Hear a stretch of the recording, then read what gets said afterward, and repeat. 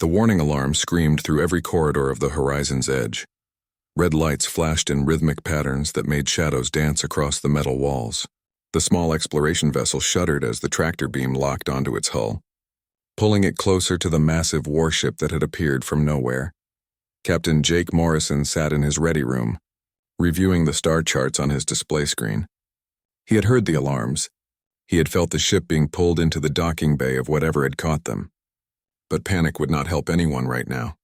Instead, he took a slow breath and continued his work, making notes about the mineral-rich asteroid field they had been surveying before the interruption. His crew had already gathered in the common area, following emergency protocols. They were scared but trained. Jake had made sure of that. He trusted them to handle themselves while he prepared for whatever came next. The sound of ripping metal echoed through the ship. Something powerful was tearing through the outer bulkhead. Jake saved his work, closed the display, and straightened his uniform. He poured himself a cup of coffee from the small maker in the corner of his office. The bitter smell filled the cramped space as the sounds of forced entry grew louder. Commander Xylith ducked through the torn opening in the ship's hull, her massive frame barely fitting through the gap her soldiers had created. She stood nearly 8 feet tall, covered in thick gray scales that had deflected weapons fire from countless battles. Her eyes were yellow with vertical pupils that could spot movement in almost total darkness. Behind her, 6 heavily armed soldiers filed in, their plasma rifles charged and ready. They had done this hundreds of times before. Board the primitive vessel, capture the crew, interrogate them about their civilization's military capacity. Most species either attacked immediately in desperate fear or cowered in corners begging for mercy. Both responses provided useful information. Xylith moved through the corridor with practiced efficiency. Her soldiers cleared each room, finding the gathered crew members in the common area as expected. They offered no resistance, just stared with wide eyes at the towering aliens that had invaded their home. Fear poured off them in waves. Their rapid heartbeats and shallow breathing told Xylith everything she needed to know about their state of mind. But where was the captain? The leader always mattered most. She found the ready room door and signaled her soldiers. They took positions on either side. With a gesture, Xylith commanded them to breach. The door slid open with a soft hiss. Jake Morrison sat behind his desk holding a steaming cup of coffee. He looked up at the massive alien warrior who had just burst into his office with armed guards. His eyes widened slightly, taking in her impressive size and the obvious weapons pointed at his chest. Then he smiled.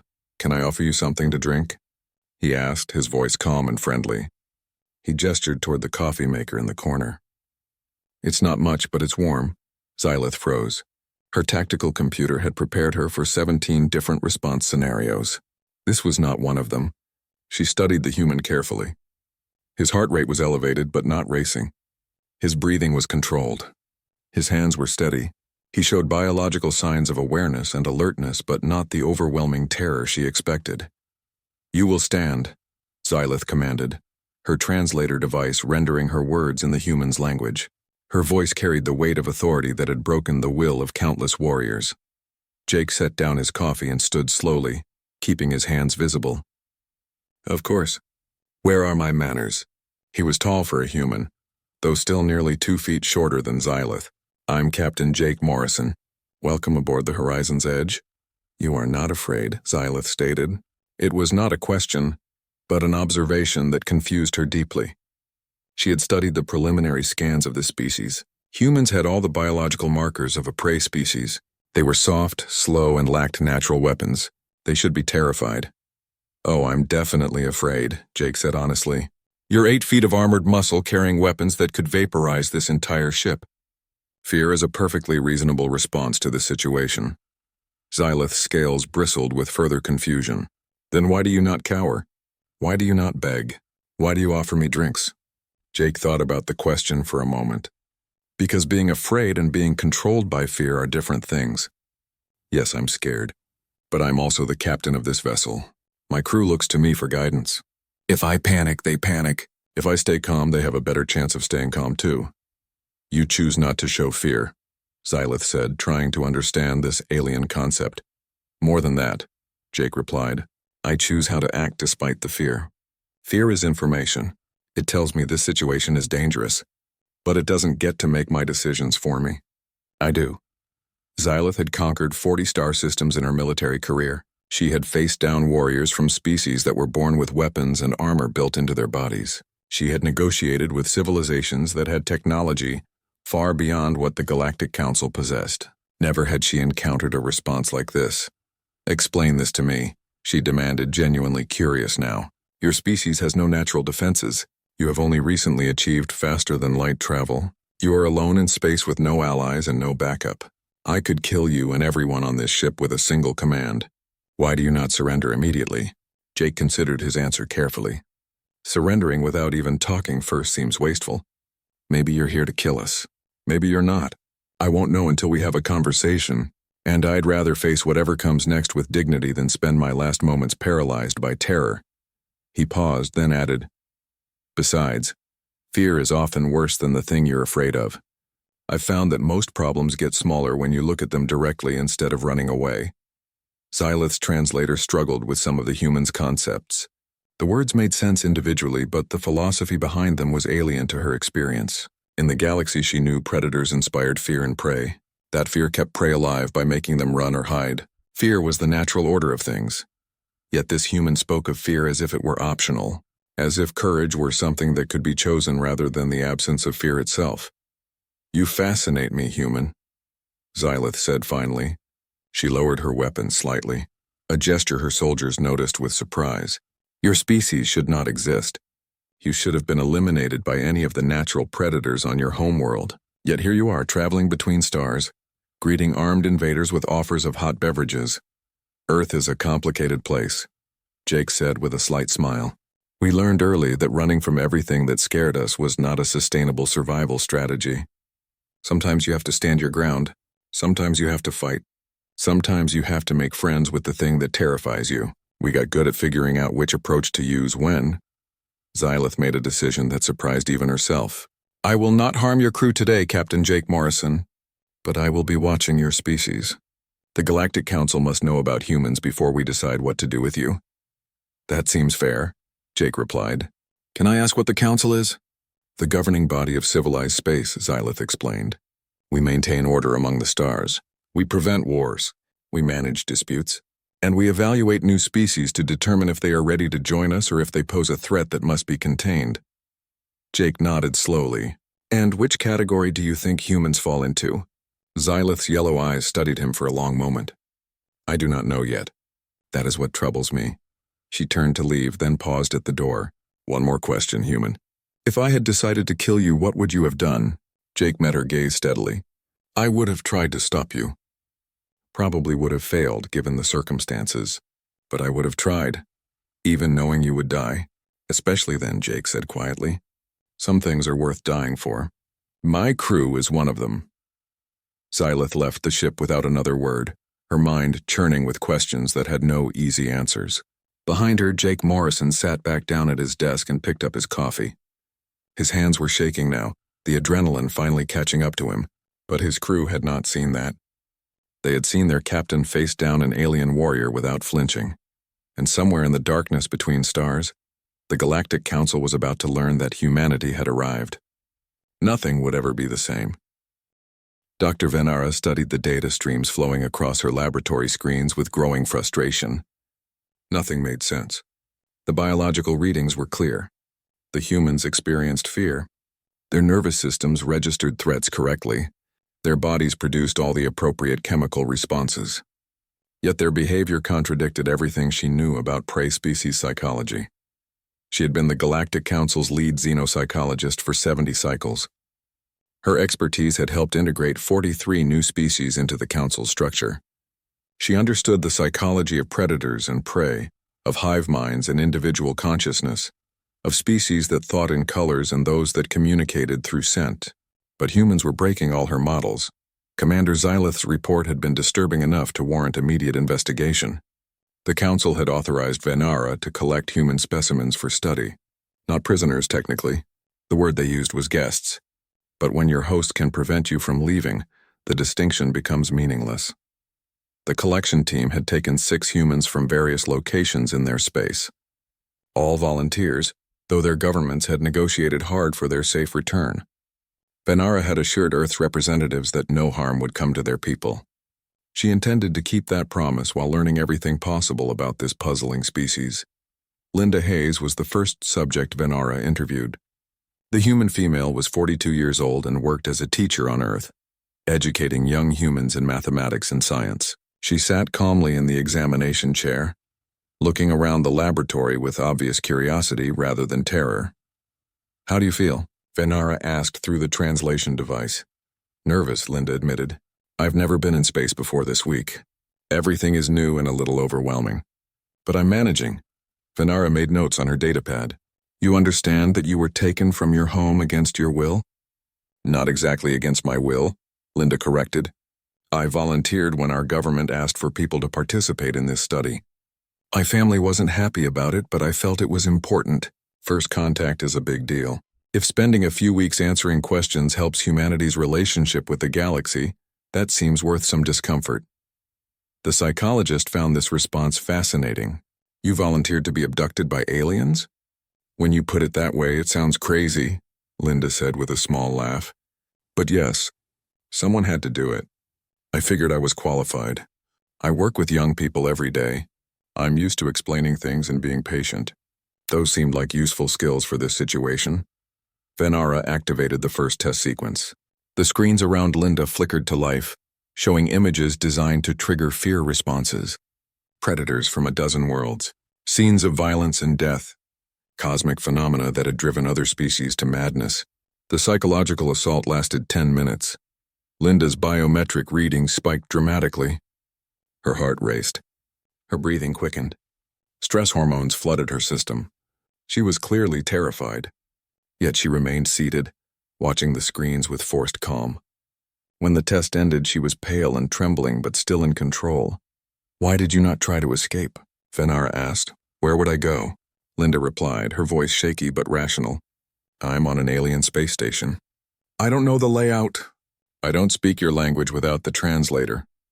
Running would accomplish nothing except making me look foolish and possibly getting me hurt. Better to endure the test and move forward." "But you were afraid," Venara pressed. "Terrified," Linda confirmed. "Those images were horrible. Some of them will probably give me nightmares for weeks. But fear doesn't mean I stop thinking. It just means I have to think harder to stay focused." Over the following days, Venara tested all 6 humans. The results were consistent. Every subject experienced appropriate fear responses to the stimuli. Every subject chose to act rationally despite their terror. It was unprecedented. Danny Cooper, a 35-year-old engineer from the human colony on Mars, provided additional insight during his interview. Venara had subjected him to a simulation of certain death, trapping him in a virtual scenario where escape was impossible. His fear responses had been extreme. Yet even as his body prepared to shut down from stress, his mind continued working on solutions. "You knew the scenario was unsolvable," Venara said after the test ended and Danny had recovered. "The parameters made survival impossible. Yet you continued trying to escape until the very end. Why?" Danny wiped sweat from his forehead and accepted the water container Venara offered. "Because giving up felt worse than failing. At least if I kept trying, I had a purpose. The moment I stopped, I would have just been waiting to die. That seemed like a waste of whatever time I had left." "This philosophy is common among humans?" Venara asked. "Pretty common, yeah," Danny said. "We have this saying, 'It's not over until it's over.' Means you keep fighting until there's literally nothing left to fight with. You never know when something might change. Maybe the monster chasing you trips. Maybe help arrives at the last second. Maybe you think of something clever. But none of those things matter if you've already given up." Venara recorded extensive notes. "Your species evolved on a death world," she observed. "Earth is classified as a Class 7 hazard environment. Extreme weather patterns, tectonic instability, countless predator species. Most civilizations develop on safer worlds. Earth definitely tried to kill us a lot," Danny agreed. "Still does, honestly. Hurricanes, earthquakes, volcanoes, floods, not to mention animals that wanted to eat us. We weren't the biggest or strongest species on our planet. We were somewhere in the middle of the food chain for a long time." "How did you survive?" Venara asked, genuinely curious now. "We got smart," Danny explained. "We learned to make tools. We figured out how to use fire. We started working together in bigger groups. But mostly we learned to be afraid of the right things in the right ways. Fear kept us alive. It made us careful. But we couldn't let it paralyze us. If our ancestors had just hidden in caves forever, we would have starved. So we learned to feel the fear and do what needed doing anyway. Venara spent weeks analyzing the data. She ran comparison studies against every known species in the Council database. The results were clear. Humans possessed what she termed an adaptive fear response. They experienced fear normally, but their brains processed it differently. Where most species treated fear as a command to flee or freeze, humans treated it as information to be considered alongside other factors. The implications were staggering. Fear was one of the galaxy's most reliable control mechanisms. Predator species used it to establish dominance. The Council used it to maintain order. Even the ancient threats that lurked at the edges of known space relied on fear to keep civilizations contained. A species that could feel fear but choose not to obey it represented something unprecedented. Potentially dangerous. Definitely unpredictable. Venara prepared her report for the Council with great care. She included all the data, all the interviews, all the test results. She tried to be objective, but her conclusion was unavoidable. Humans were psychologically unique in ways that could reshape galactic civilization. On the final day of testing, Linda Hayes asked Venara a question that would stay with the psychologist for years. "Do you ever get tired of being afraid?" Linda asked quietly. "I do not understand," Venara replied. "You're powerful," Linda said. "Your technology is amazing. Your civilization spans hundreds of worlds, but I've watched you and your colleagues. You're all afraid of something. Afraid of the threats outside your borders. Afraid of the unknown. Afraid of making mistakes. It seems exhausting." Venara considered the observation. "Fear keeps us safe. It is necessary for survival." "Maybe," Linda said thoughtfully, "but I wonder if sometimes fear keeps you too safe. If it prevents you from taking risks that might make things better. On Earth we have a saying, 'Nothing ventured, nothing gained.' Means you have to take chances to achieve anything worthwhile. Yes, we might fail. Yes, we might get hurt. But the alternative is staying in one place forever, and that has its own costs." The human female was returned to Earth shortly after, along with the other test subjects. All were healthy and unharmed as promised. But Venara's report was already causing chaos in the Council chambers. Some members called for immediate containment of humanity. A species immune to fear-based control could destabilize the entire galactic order. Others saw opportunity. Perhaps these humans could teach the galaxy something valuable. Perhaps courage was not just the absence of fear, but something that could be learned and chosen. Commander Xylith read Venara's report with great interest. The psychologist had confirmed what Xylith had suspected during her encounter with Captain Jake Morrison. Humans were dangerous not because they lacked fear, but because they refused to be controlled by it. The question now was whether that made them allies worth recruiting or threats that needed elimination. The Council would debate that question for months. Meanwhile, humanity continued exploring the stars, unaware that their psychological uniqueness had made them the most discussed topic in galactic politics. In her laboratory, Venara stared at the data and wondered if Linda Hayes was right. Had the galaxy become too afraid? Had civilization spent so long avoiding risks that they had forgotten how to grow? The Dravak swarm moved through space like a living nightmare. Millions of creatures, each the size of a large dog, traveled in a single massive cloud that blocked out the stars. They did not use ships. They did not need them. The swarm survived in the vacuum of space, feeding on organic matter and metal alike, reproducing at exponential rates once they found food. 17 civilizations had fallen to the swarm over the last 3 centuries. Entire worlds stripped clean of life. Cities consumed down to bedrock. Populations devoured while desperately fleeing toward evacuation ships that never came fast enough. The Galactic Council had learned to watch for the swarm's approach and evacuate threatened systems well in advance.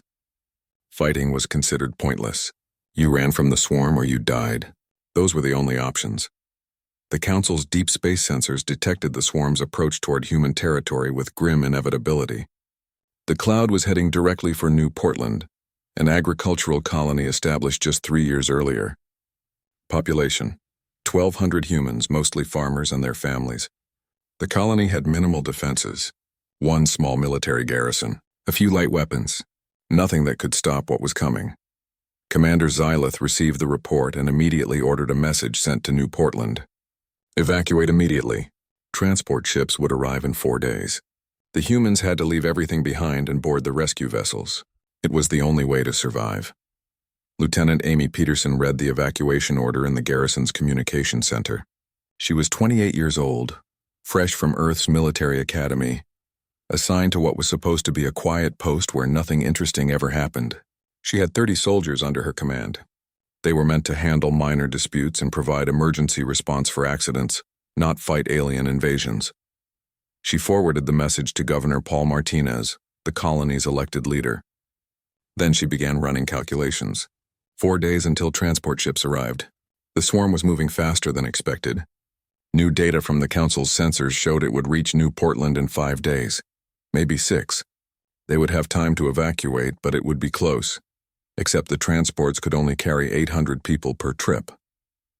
With 1,200 colonists, they would need 2 trips. That meant leaving 400 people behind during the first evacuation. Those people would have to wait alone on the planet while the swarm arrived, hoping the transport ships could return in time. Governor Martinez called an emergency meeting.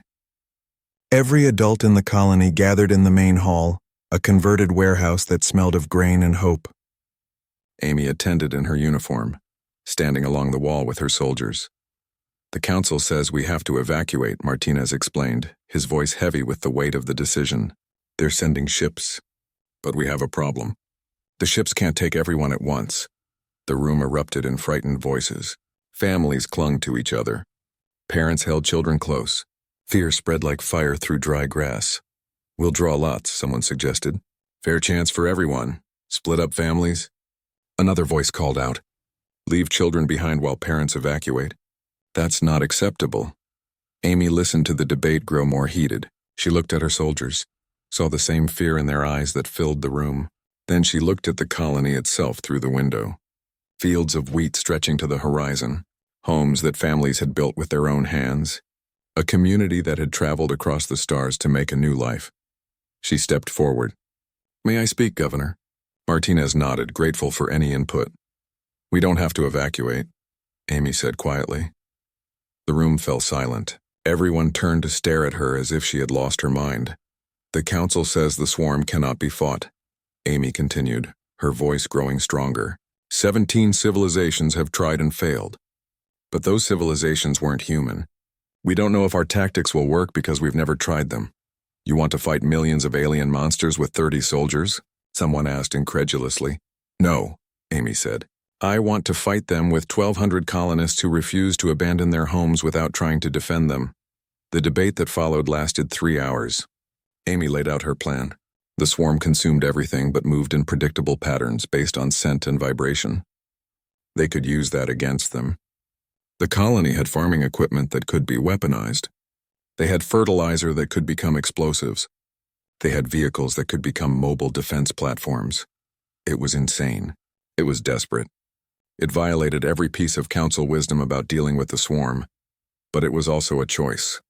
They could leave and definitely lose everything, or they could stay and possibly save their home. When Martinez called for a vote, the result was nearly unanimous. They would stay.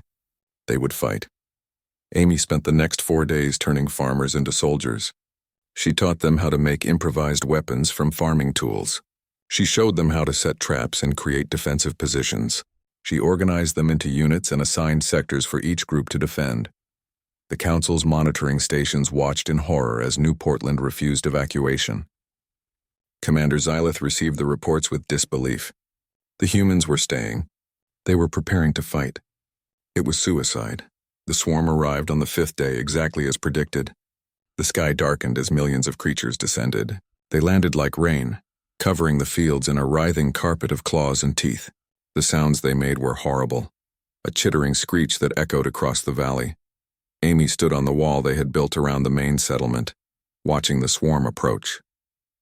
Her hands were steady on her rifle. Around her, colonists gripped improvised weapons and waited for her signal. She could feel their fear. It matched her own, but she could also feel their determination. Remember the plan, she called out, her voice carrying across the defensive line. Let them come to us. Let them hit the outer perimeter first. We control when and where we engage. The swarm reached the first defensive ring. a series of trenches filled with accelerant and fertilizer explosives. Amy waited until the creatures packed the trenches completely. Then she gave the order.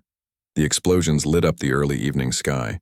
Thousands of Dravak creatures died in the first barrage, but thousands more kept coming. They learned quickly, avoiding the obvious traps, spreading out to find weaknesses in the defenses. The battle lasted 3 weeks. 3 weeks of constant fighting, 3 weeks without real sleep, 3 weeks of holding defensive positions, falling back when necessary, counterattacking when possible. The colonists fought with everything they had. When they ran out of ammunition, they used farming equipment. When the equipment broke, they used tools. When the tools were gone, some fought with their bare hands. Amy was everywhere, directing defenses, rallying frightened colonists, leading counterattacks when the swarm pushed too deep into their territory. She lost soldiers. She lost colonists who had become soldiers. Every death weighed on her, but she couldn't stop. None of them could stop, not while there was still something worth fighting for. The swarm had never encountered resistance like this. Prey species ran or died quickly. They did not fight back. They did not adapt. They did not refuse to surrender even when defeat seemed certain.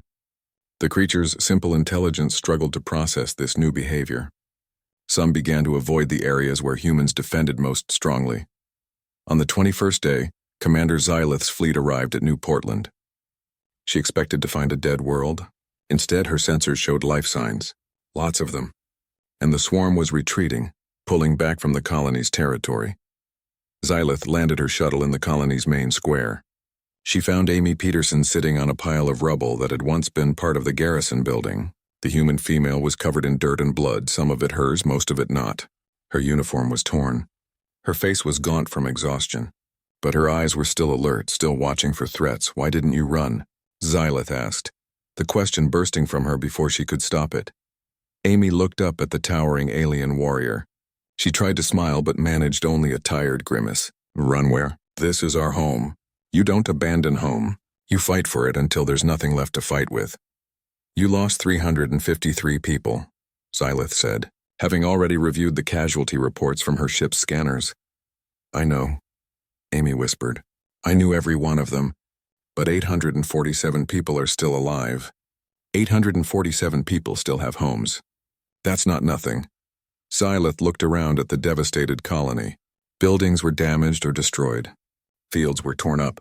Scorch marks covered everything. But humans were emerging from shelters, checking on neighbors, beginning the work of rebuilding. And beyond the colony's perimeter, the swarm was gone. For the first time in its existence, the Dravak swarm had retreated from a world. "The council said the swarm could not be fought," Xylith observed. "The council was wrong," Amy replied. "It can be fought. It just requires being willing to die fighting rather than running to die somewhere else."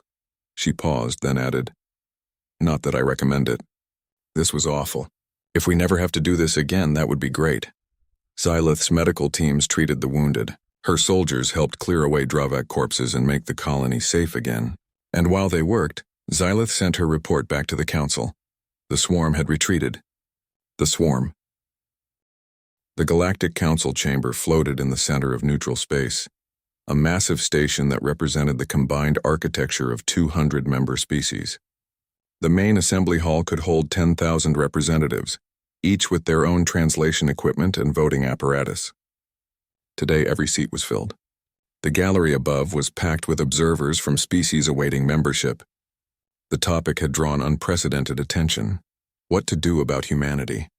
Council Elder Tharksazul called the session to order with a resonating chime that carried through the chamber's acoustic systems. He was old even by his species standards, having served on the council for nearly 2 centuries. He had seen civilizations rise and fall. He had witnessed first contacts that ended in friendship and those that ended in war, but he had never seen a debate quite like this one. "We convened to discuss membership status for the species designation. Human," Tharksazul announced. His voice translated into hundreds of languages simultaneously. "Let the record show that this decision comes after 2 years of observation, analysis, and documented interaction. Let those who wish to speak do so now." Representative Corval of the Hegrin Empire stood first. His species resembled massive crustaceans, armored in thick shells that had evolved to withstand the crushing pressures of their deep ocean homeworld. I speak against full membership, he declared. The humans are reckless. They do not follow established protocols.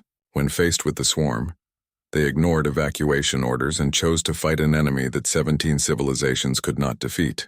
This shows poor judgment and dangerous independence. A murmur of agreement rippled through a section of the assembly. Many species had survived by following the Council's rules precisely. The idea of ignoring direct orders troubled them deeply.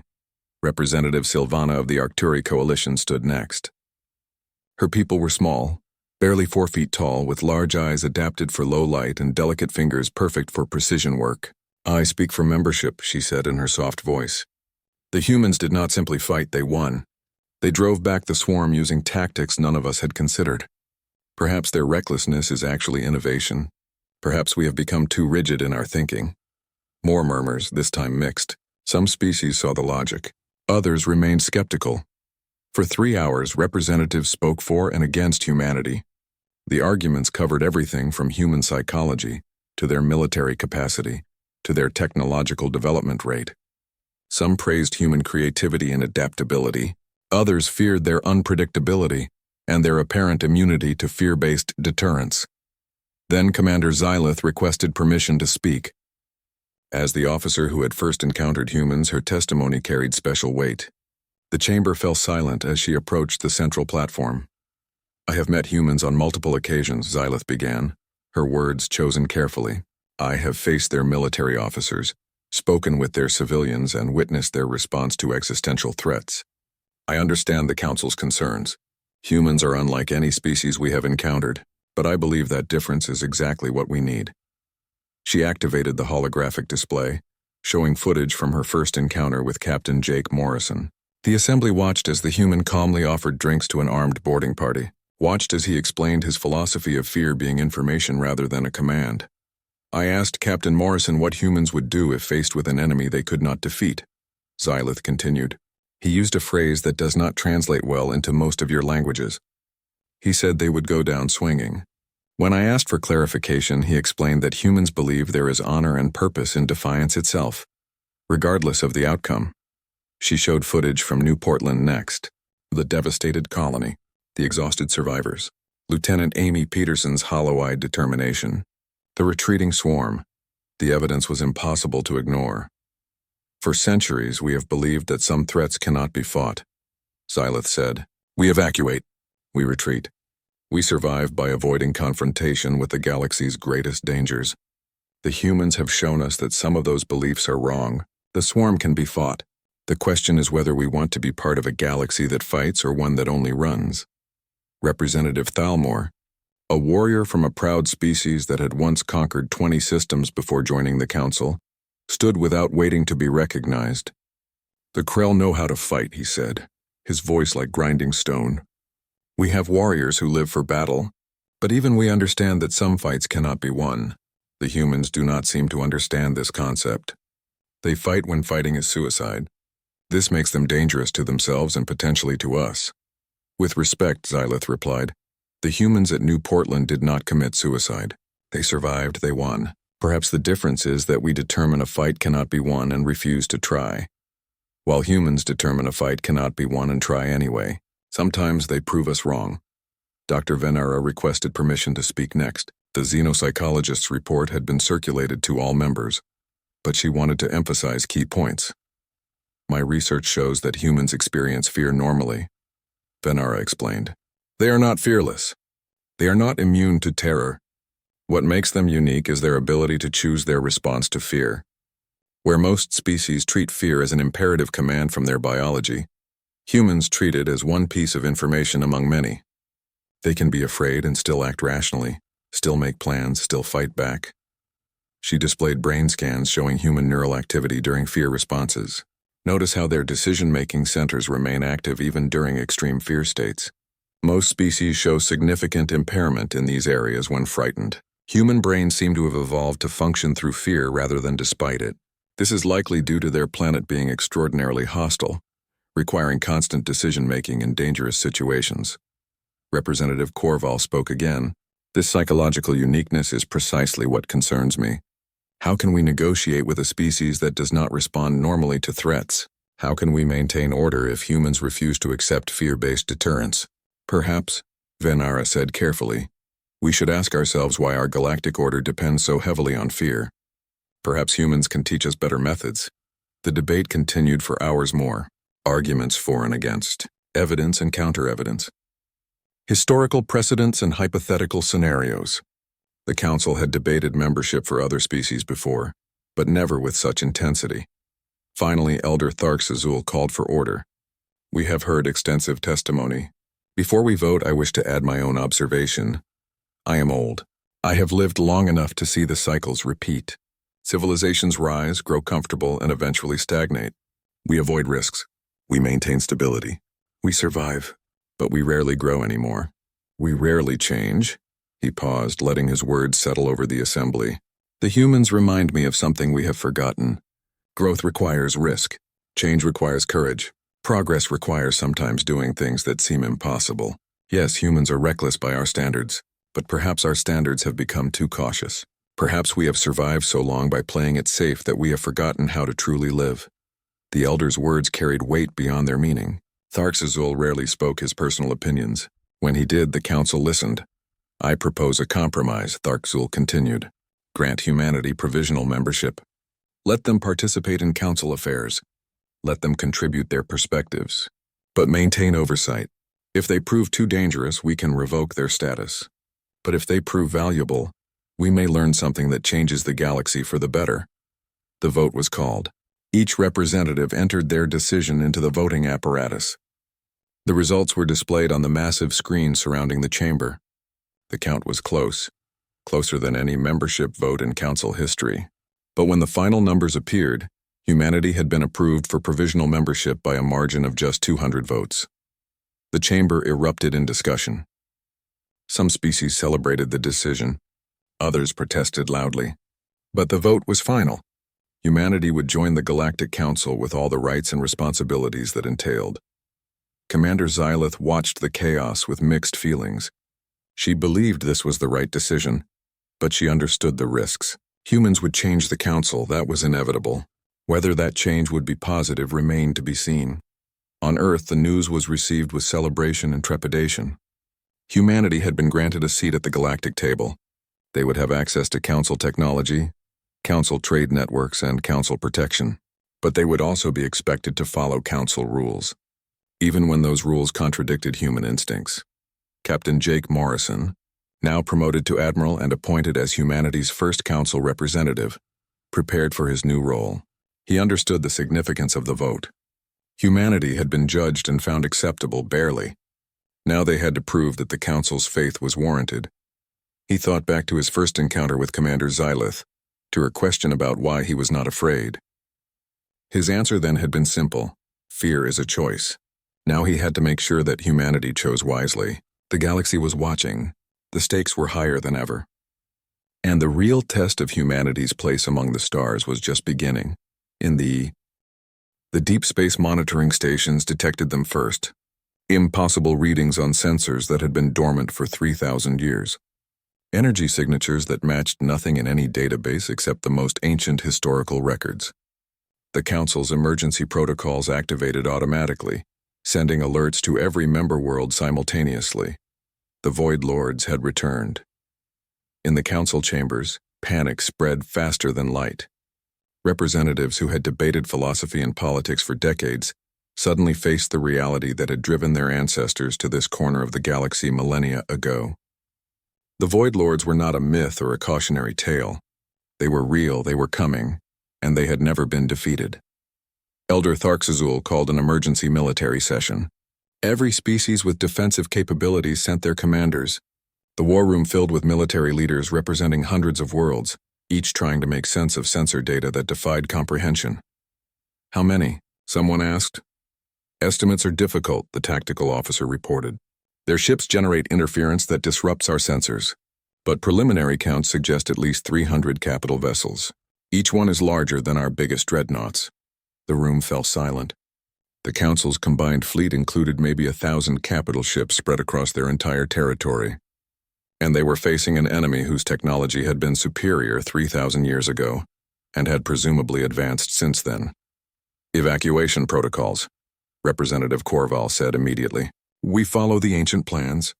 We gather what we can carry and flee to the uncharted rim. We survived that way before. We can do it again. Murmurs of agreement filled the room. It was the obvious choice. The only choice. You did not fight the Void Lords. You ran and hoped they would not follow too far. Commander Xylith stood, her massive frame drawing attention. How long will the evacuation take? Minimum 3 months for essential populations.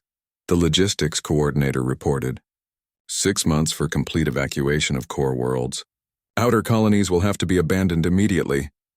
That's 60 billion people left behind on outer colonies alone, Xylith said quietly, and 3 months gives the Void Lords plenty of time to catch us before we finish evacuating core worlds. Some losses are unavoidable, Corval replied coldly. Better to save some than lose everyone trying to save all. There is another option, a voice called from the back of the room. Everyone turned to see Admiral Jake Morrison entering the war room. He wore the formal uniform of humanity's military, decorated with honors from 2 years of service as humanity's council representative. Beside him walked Commander Sam Martinez, who had been promoted to lead humanity's contribution to the council's military forces. Admiral Morrison, Elder Tharksazul acknowledged. You have thoughts on this situation? I have questions first, Jake said, approaching the tactical display. These Void Lords drove the Council's ancestors from their original territory 3,000 years ago. But did anyone actually fight them? Or did they just run immediately? The room shifted uncomfortably. The historical records were clear. The ancient civilizations had fled before the Void Lords without engaging in combat. The enemy's reputation had been enough to trigger mass evacuation. They did not fight, Tharksazul admitted. The Void Lords had destroyed several exploration outposts before the civilizations realized what they faced. The survivors reported weapons beyond comprehension, ships that moved through space in ways that violated physics, and an apparent intent to eliminate all life in their path. Our ancestors chose survival through retreat, so no one knows if they can actually be fought, Sam Martinez said. We just know they're scary and they destroyed some outposts 3,000 years ago. You suggest we fight an enemy that has never been defeated? Representative Thalmor asked incredulously. Even the warrior species were terrified of the Void Lords. I suggest we not abandon 60 billion people without at least trying to defend them, Jake replied. I suggest we gather more information before committing to a strategy based on 3,000-year-old fear. This is insanity, Corval said. The humans have been council members for barely 2 years and already they want to change our most fundamental survival protocol. This is exactly what I warned about. With respect, Jake said calmly, your survival protocol involves abandoning billions of people and running away. I'm not sure it deserves that much reverence. The argument that followed was intense. Most council species wanted to follow the ancient evacuation plans. A few, inspired by humanity's previous successes, were willing to at least consider alternatives. But the weight of historical fear was heavy. Finally, Commander Xylith made a decision that surprised everyone, including herself. The Krell fleet will remain, she announced. We will help humanity defend the Council's territory. If we die standing our ground. That seems preferable to living as permanent refugees. Several other commanders nodded slowly, then agreed to stay. Not many, but enough to matter. The Council fleet began to split. The majority prepared for evacuation. A smaller force led by humans and volunteers prepared for what everyone assumed would be a suicidal last stand. Earth's government authorized full military mobilization. Every ship, every weapon, every soldier was committed to the defense. Other human colonies did the same. If they were going to face extinction, they would face it on their own terms. The combined defensive fleet numbered about 200 ships, facing an enemy with at least 300, possibly more. The odds were terrible, but Jake Morrison had faced terrible odds before. We need to understand their technology, he explained during the strategy meeting. We need to hit them hard and fast, gather data, then retreat before they can respond effectively. We treat this like a scientific mission that happens to involve weapons. They will destroy us, one of the alien commanders predicted. Maybe, Sam Martinez agreed, but we'll learn something in the process, and maybe what we learn will help whoever comes after us. The first engagement happened near the outer colonies. A Void Lord scout group, just 5 ships, appeared without warning. The defensive fleet was waiting. 50 ships against 5. They opened fire immediately with every weapon available. The Void Lord vessels were impressive. Their shields absorbed incredible amounts of damage. Their weapons carved through council ships like paper. But they were not invincible. They could be hurt. They could be damaged. And most importantly, they could be studied. The engagement lasted 18 minutes. The defensive fleet lost 7 ships, but they destroyed 1 Void Lord vessel and damaged 2 others badly enough that they retreated. More importantly, they collected terabytes of data on Void Lord technology, tactics, and capabilities. Jake reviewed the data with growing excitement. They're advanced, but they're not magic. Their shields have a refresh rate. Their weapons have a charge time. They're vulnerable during specific windows. We can work with this. Over the next month, the defensive fleet engaged Void Lord forces in dozens of small battles. Each engagement was carefully planned to maximize data collection while minimizing losses. They lost ships, they lost people, but they learned. They adapted. They developed tactics specifically designed to exploit the weaknesses they discovered, and something unexpected happened. The Void Lords started avoiding direct confrontation with the human-led fleet. They began taking longer routes around defended systems. They showed what could only be described as caution. "They're afraid," Commander Xylith observed during a strategy session, her voice filled with wonder. "The Void Lords are actually being careful around us." "They're not afraid," Jake corrected. "They're responding rationally to a threat. We're making them pay too high a price for easy victories. They're choosing easier targets." "Which means we're not easy targets," Sam added. "Which means we can actually defend the colonies." The news spread through the evacuating council fleet. The defensive fleet was not only surviving but actually slowing the Void Lord advance. Ships began turning around. Commanders requested permission to join the defensive effort. Species that had fled before even trying started questioning whether fleeing was necessary. The Battle of Haven's Gate became the turning point. 70 Void Lord vessels attacked a major colony hub simultaneously. The defensive fleet, now grown to 300 ships with returning council forces, met them with carefully coordinated tactics developed through weeks of combat experience. The battle lasted 6 hours. It was brutal. The defensive fleet lost 98 ships, but they destroyed 31 Void Lord vessels and forced the rest to retreat. For the first time in recorded history, the Void Lords had been stopped. In the aftermath, Admiral Jake Morrison stood on the bridge of his damaged flagship, looking at the casualty reports. Thousands dead, ships destroyed, but also victory. Actual tangible victory against an enemy the galaxy had feared for 3,000 years. Commander Xylith joined him, her scales showing stress patterns from the intense battle. "We did it," she said quietly. "We actually stopped them. We hurt them," Jake corrected. "They'll regroup. They'll adapt. This isn't over." "But it's not over for them either," Xylith pointed out. "That's new. Usually they just advance until they've consumed everything. Now they have to worry about us." The Void Lords did regroup, but their advance had stalled. More council forces returned. 3 years after the Void Lords first appeared, the war ended not with a final climactic battle but with a negotiation. The ancient enemy had learned that advancing through council territory cost more than it gained. They withdrew to their own territories beyond the galactic rim and opened diplomatic channels. It was unprecedented. But then everything about the war had been unprecedented. Admiral Jake Morrison represented humanity at the negotiation table. Across from him sat a Void Lord ambassador, a being that existed partially in dimensions human senses could not fully perceive. The translation of their language required 3 different systems working in parallel, but they could communicate. And communication was the first step toward understanding. "Your species confused us," the Void Lord ambassador said through the translation matrix. "All previous organic civilizations fled before us. You attacked. We assumed you did not understand the danger. But you understood perfectly.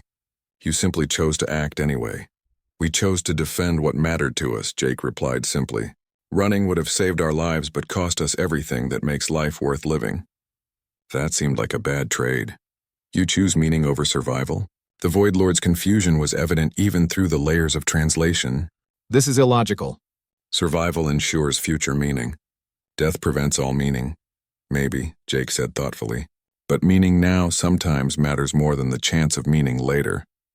We'd rather live 1 year defending what we love than 100 years running from what we fear. The conversation continued for weeks. Eventually, borders were agreed upon. Trade was cautiously established. The Void Lords remained mysterious and somewhat threatening, but they were no longer an unstoppable force of nature. They were just another civilization with their own motivations and limitations. On the Council Station, Commander Xylith had been promoted to Grand Admiral, overseeing the entire Council military apparatus. She stood in the observation deck, looking out at the stars with a sense of profound change. The galaxy was different now, not just politically but philosophically. I still remember the first time I met Captain Morrison, she said to Dr. Venara, who had joined her to watch the peace treaty signing ceremony. He offered me coffee while I pointed weapons at him. I thought he was insane. He was terrified, Venara replied. My later scans confirmed it. His fear response was completely normal. He just chose to act politely anyway. That was my first clue that humans were special. Not just humans, Xylith observed. Look at the Council now. 40 species have petitioned to create programs teaching what they call human-style courage. They want to train their populations to face fear instead of running from it. It's spreading, Venara agreed. The psychological shift is remarkable. We're seeing lower rates of panic during emergencies, more civilians volunteering for difficult or dangerous work.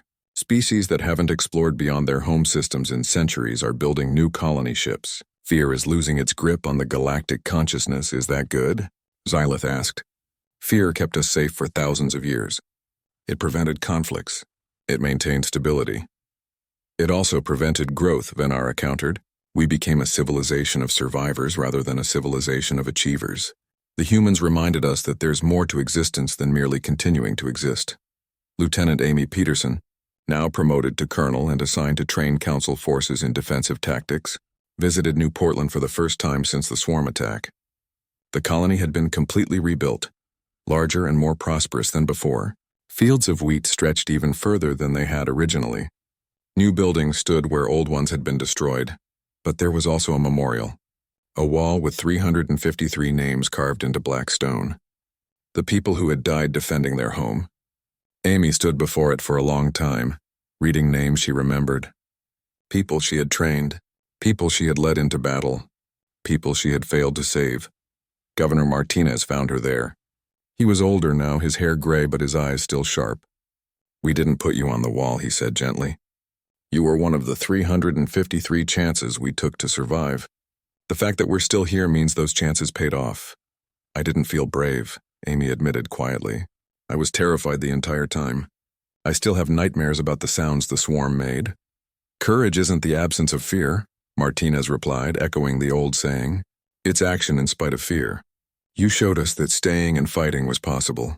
You showed the galaxy that even the swarm could be stopped. That legacy is worth more than you know.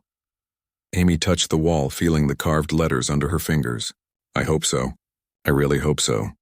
On Earth, Jake Morrison returned home for the first time in 4 years. His apartment was exactly as he had left it, maintained by automated systems but empty of life. He stood by the window looking out at the familiar city, and realized how much had changed while so much stayed the same. His communicator chimed. A message from Elder Tharkzul, requesting a private conversation. Jake accepted the call and the elderly alien's image appeared in holographic form. Admiral Morrison, Tharkzul began. I wanted to speak with you before the official ceremonies begin. You and your species have changed the Galactic Council in ways I did not fully anticipate when I supported your membership. Is that a complaint? Jake asked with a slight smile. An observation, Tharkzul replied, and perhaps an apology. When Commander Xylith first reported her encounter with you, I thought you were simply naive, a young species that did not understand the dangers of the galaxy. I was wrong. You understood the dangers perfectly. You simply refused to be controlled by them. We were lucky, Jake said honestly. Things could have gone very differently. The swarm might have overwhelmed New Portland. The Void Lords might have destroyed our fleet in the first engagement. Fear exists for good reasons. The things we're afraid of are often genuinely dangerous. But fear had become a prison for us, Tharkzul said. We had survived so long by avoiding risks that we forgot how to take them. We maintained what we had but never grew beyond it. You showed us that calculated risks are not the same as recklessness. That courage is not the opposite of fear, but its companion. The old alien paused, then continued. I am dying, Admiral. My species' lifespan is reaching its end, but I wanted you to know that in my final years I have seen the galaxy become more than it was. I have seen civilizations dare to dream again. That is because of humanity's influence. That is your legacy. Jake felt the weight of those words. We just did what seemed right at the time.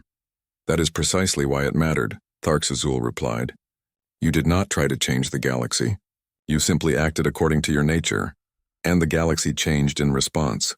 That is the most powerful kind of influence there is.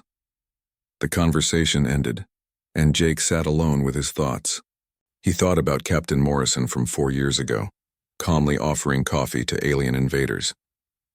He thought about Amy Peterson standing on the walls of New Portland.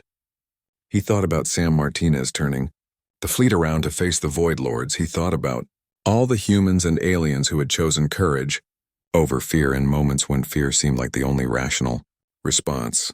They had not eliminated fear from the galaxy. That would be impossible. Fear was a fundamental part of consciousness, a tool evolution had created to keep organisms alive, but they had proven that fear was not absolute.